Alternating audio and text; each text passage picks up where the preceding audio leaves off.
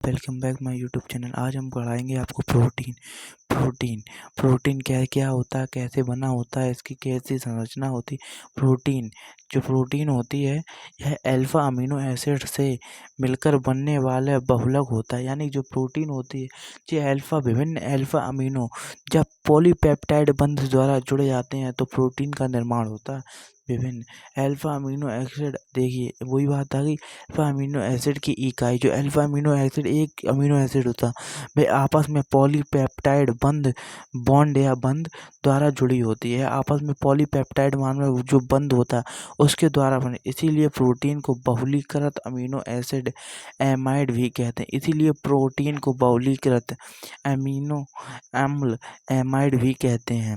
Protein के स्रोत, ये प्रोटीन हमें कहाँ से प्राप्त होता है, इसके स्रोत हैं दाल, दूध, पनीर, अंडा, मूंगफली, मांस आदि। देखिए यह दालों से हमें प्राप्त होता है, दूध से प्रोटीन प्राप्त होता है, पनीर से, अंडे से, मूंगफली से और मांस आदि से। देखिए प्रोटीन किसमें सबसे ज़्यादा मदद आता है, आपको हम पढ़ाएंगे।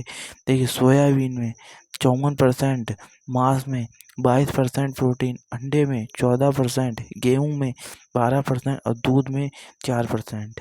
सबसे ज़्यादा जो सोयाबीन में प्रोटीन पाया जाता है 54%। प्रोटीन का वर्गीकरण आज हम पढ़ाएंगे आपको। प्रोटीन का वर्गीकरण आणविकता संरचना के आधार पर रेशेदार या फाइबर प्रोटीन। देखिए प्रोटीन का वर्गीकरण आणविकता या संरचना के आधार पर। आणविकता या संरचना के आधार के मतलब होता है अणु की संरचना के आधार पर, यानी जो प्रोटीन का अणु है उसकी संरचना के आधार पर प्रोटीन का वर्गीकरण हम कर रहे हैं। देखिए रेशेदार या फाइबर प्रोटीन, रेशेदार मतलब रेशे जैसे धागे नुमा संरचना होती है उसे हम रेशेदार कहते हैं। इनमें प्रोटीन अणु आपस में जुड़कर, इसमें जो रेशेदार प्रोटीन होते हैं वे आपस में जुड़कर रेशों का निर्माण करते हैं। यह जल में अघुलनशील होते हैं। देखिए इनमें प्रोटीन के अणु आपस में जुड़कर रेशों का निर्माण करते हैं। यह जल में अघुलनशील होते हैं। ये देखिए अब हम आपको समझाएं, इसमें ये ऐसे प्रोटीन होते हैं, जो प्रोटीन का निर्माण अमीनो एसिड से होता है। जब विभिन्न अमीनो एसिड तो प्रोटीन का निर्माण होता है। प्रोटीन जब आपस में जुड़ जाते हैं, प्रोटीन तब तो रेशेदार यानी रेशेनुमा एक संरचना का निर्माण करते हैं, उसे ही हम रेशेदार प्रोटीन कहते हैं या फाइबर प्रोटीन कहते हैं। यह जल में अघुलनशील यानी ये जल में घुलते नहीं है।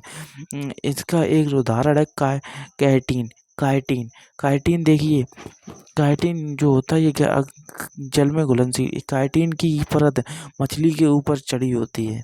काइटिन की परत मछली के ऊपर, जो पानी इसका कुछ नुकसान नहीं है। बाल, त्वचा, नाखून, यह प्रोटीन ही तो है, प्रोटीन से ही बनते हैं। ना ही बाल जल में घुलनशील होता है, ना ही त्वचा और ना ही नाखून यह है। यही प्रोटीन के उदाहरण है। चलिए और हम पढ़ाते हैं आपको गोलीय या गोव्यूलर प्रोटीन। इसमें प्रोटीन के अणु आपस में मिलकर गोले या गोल्यूल बनाते हैं। देखिए अब हम फिर बताते हैं। देखिए जो प्रोटीन होता है यह किससे मिलकर बने होते हैं, यह अमीनो एसिड से मिलकर बने होते हैं। तो प्रोटीन होता है अमीनो एसिड से मिलकर बना होता है। जब विभिन्न अमीनो एसिड मिल जाते हैं आपस में तो एक प्रोटीन का निर्माण होता है। किसका निर्माण होता है, प्रोटीन का। यह प्रोटीन जब आपस में मिल जाते हैं तो गोलेदार या ग्लोब्यूल बनाते हैं, जिसे हम गोलीय या गोव्यूल प्रोटीन कहते हैं। इसके एग्जाम्पल हैं एंजाइम, हार्मोन्स, एंटीबॉडी, इसके और भी अन्य उदाहरण हैं आदि। यदि आपको यह अच्छी लगी हो तो लाइक करें एंड चैनल को सब्सक्राइब करें। धन्यवाद।